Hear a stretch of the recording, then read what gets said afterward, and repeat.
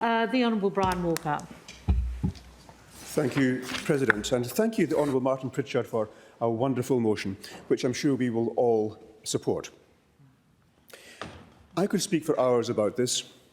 The culturally and linguistically diverse communities, well, we're actually culturally and linguistically diverse. The accents here, the understandings there, our backgrounds, we're all different, but we're all the same. I recall moving here when I was 10 years old from Malaysia. Now, I grew up in a community where my sister spoke Hakka Chinese, we all spoke Malay. My best friend was a Tamil boy, Muniandi. I recall very well standing outside my house and seeing Muniandi, small boys.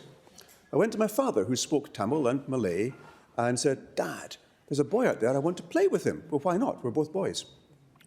I said, "Well, go and play with him." "I don't know what his name is." "Well, ask him his name." "What's it? How do I ask that?" So I went to ask him in Tamil.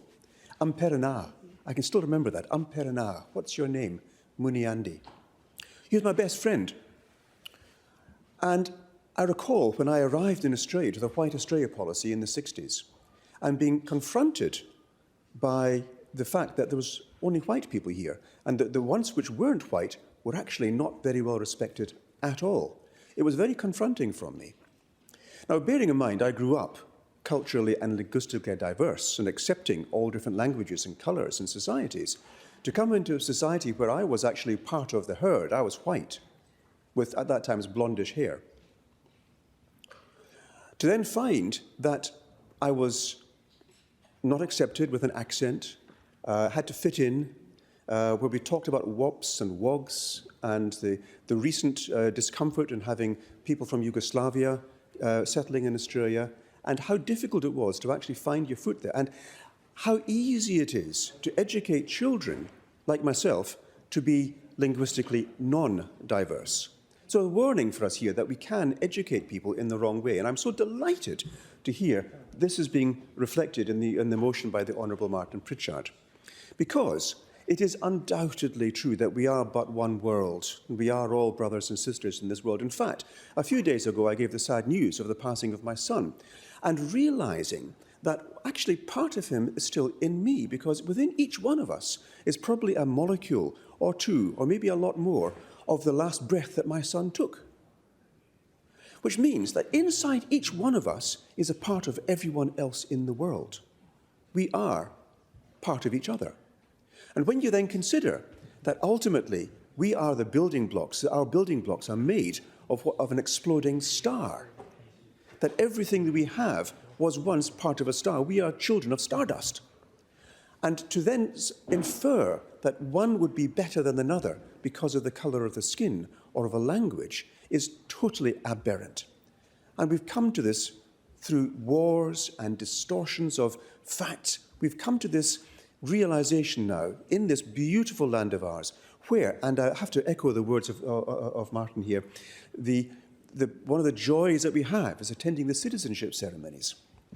Now, the beauty of this is not that we bring people into Australia into a melting pot where we all become a composite of everything else, where we're all one blob.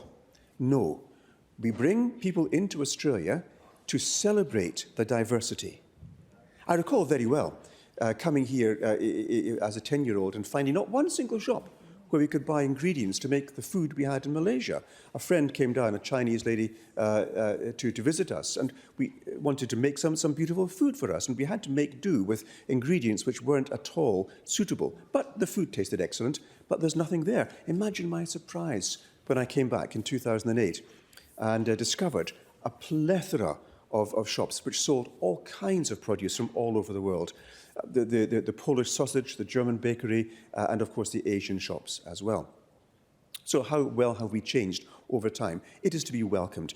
Have we done enough? Of course we need to do more. Are we still facing problems of racism in our society? Yes, of course we are. This is not a product of who we are, it's a product of the education that we had.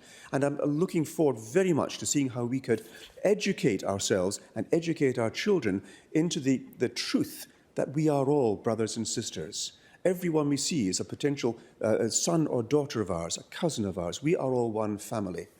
And as a family, of course, we're going to disagree with each other, much like in this chamber. But we all should be in a position of assessing each other as being part of us, one beautiful family, where all the different colours, all the different appreciations come into a tapestry which gives joy to the eye. We can behold that with just supreme satisfaction that we are a product of something that's just so wonderful. And we can only honour that by loving each other, by showing this concern and love for each other, much as we do for our own family. So this motion here brings that, highlights that. I welcome it. I'm sure we all embrace that, and I recommend the motion heartily to this House.